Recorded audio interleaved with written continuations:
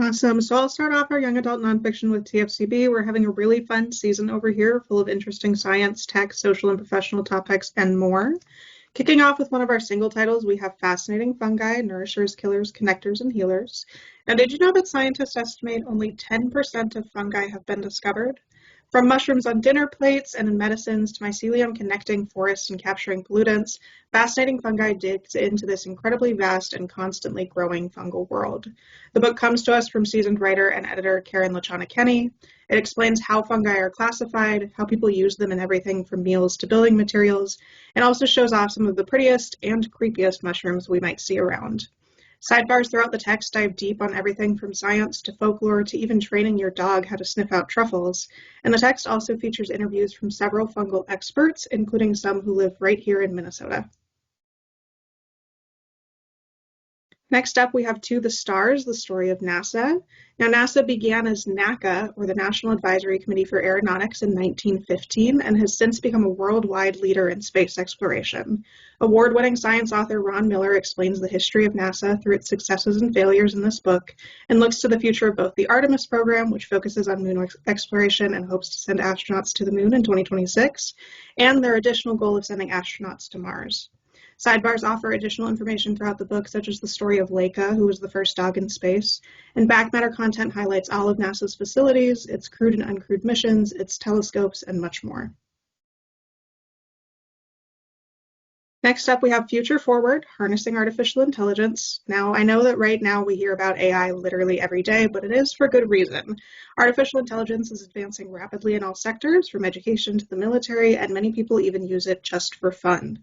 Former educator and journalist Stephanie Sammartino McPherson brings us Future Forward to explore not only what types of AI are currently out there, but how people are using them, what ethical concerns it presents, and what the future of these technologies could be. The text also features sidebars throughout that dive deep on bonus information, such as the first use of AI on television, important scientists and other figures surrounding AI, and even whether AI robots should have rights. Switching gears here, we have a series from Informed Editions, which is our upper middle grade brand under TFCB. This series, Career Quest, introduces readers to a variety of career industries to help them learn what jobs are in that field, how to get them, and who the industry might be a good fit for. Each book covers everything from middle and high school classes, clubs, and opportunities to start developing related career skills, all the way to benefits and advancement opportunities once you're in the field. There are 4 books in the set, which cover the building trades, the video game industry, engineering, and the environmental sciences. Next up, we have Icons. This isn't under Informed Editions, but it is still created for upper middle grade readers. This off-the-chart series highlights the careers of music legends.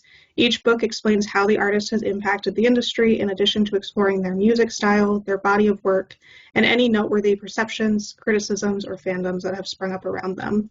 Sidebars in each chapter offer fun or intriguing bonus information, and there are 2 books in this first set covering Beyonce and Taylor Swift. We'll quickly go over a couple of titles that are coming out in paperback. The first is Kiyosato, From a World War II Japanese Internment Camp to a Life of Service. This bio originally came out in fall of 2020. And then we're also getting a paperback for Natural Satellites, The Book of Moons, which came out in spring of 2021. And then finally, we have one more Informed Editions series here. This one is a continuation of Spotlight on Social Justice, which is first releasing in spring of 25. This series serves as a primer on prominent civics issues in North America. Each book covers the history, modern concerns, and what the future may hold for each topic, and offers critical reflection questions throughout the text to encourage readers to connect these topics to their own lives, experience, and knowledge. We have 4 books in this continuation, which cover animal rights, democracy and political extremism, Indigenous rights and sovereignty, and reproductive rights. Hello, everyone. I hope you are all ready to get zesty because I've got 4 really great books to tell you about today. So first up, we've got Arm in Arm, the Grimke Sisters Fight for Abolition and Women's Rights. This is a moving true story of the Grimke sisters, Sarah and Angelina. They were born into a wealthy family in the early 19th century in South Carolina. But they knew from a young age that enslavement was an abomination to mankind, so they devoted their lives to speaking for suppressed voices and urging for sweeping social reform.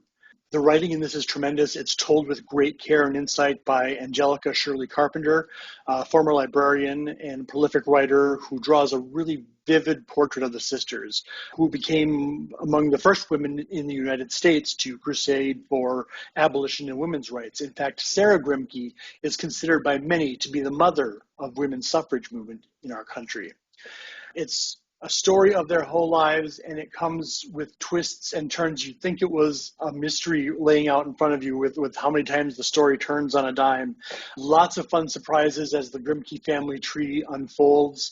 We learn things about Sarah's background when she joined the Quakers in Pennsylvania, and then we find out that this family that owned enslaved people might have had some biology of their own in there to contend with.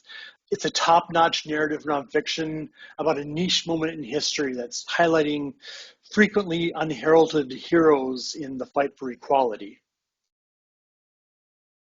And moving on to Ban This, How One School Fought Two Book Bans and Won, and How You Can Too. So this does what it says on the label. This is an account written by 4 students and 2 educators in the York, Pennsylvania school system who mobilized when deeply conservative elements in their community sought to erase subject matters such as Black history, queer history, and diversity inclusion from school libraries. These book bans took place in 2021-2022.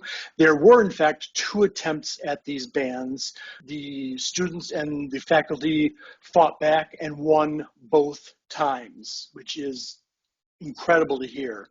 The chapters in this are told from the points of view of these 6 narrators that each contributed multiple chapters, and the text follows how the bans were introduced, how their group, known as the Panther Anti-Racist Union, or PERU, that was dedicated to fighting bigotry, created an action plan. Along with listing the arguments of the would-be banners and dismantling them with intelligence and well-reasoned arguments, you'll hear the story about how each writer was personally affected by the bans and came to see the actions as an attack on their identities and core values. This also offers lights of insight for others who want to fight book bans in their own schools or communities. The authors detail the action they took to get media attention and rally their community to fight back. This is a great story, and I can't wait to get this into people's hands in time for Banned Books Week.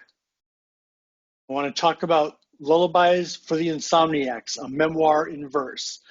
This is very much a book that you have to read and experience to understand how fully beautiful and at times scary it is. It's a very powerful and heartfelt memoir by Ella Grace Foots, who was diagnosed bipolar in her teens. Now, she's only graduated college recently, so the events she depicts weren't that long ago. This is still very fresh in her mind. There is very sparse and evocative verse. Ella grants readers access to her greatest challenges as she struggled to navigate life following her diagnosis and learn what that meant for her future. What I think happens most importantly in this book is Ella examines what it means when you're required to reconcile your mental illness with your identity. Her vivid descriptions offer a very focused picture on hard to describe aspects of her experience and help to dispel all too common stereotypes. I think this is probably going to be a very big hit with our teen audiences.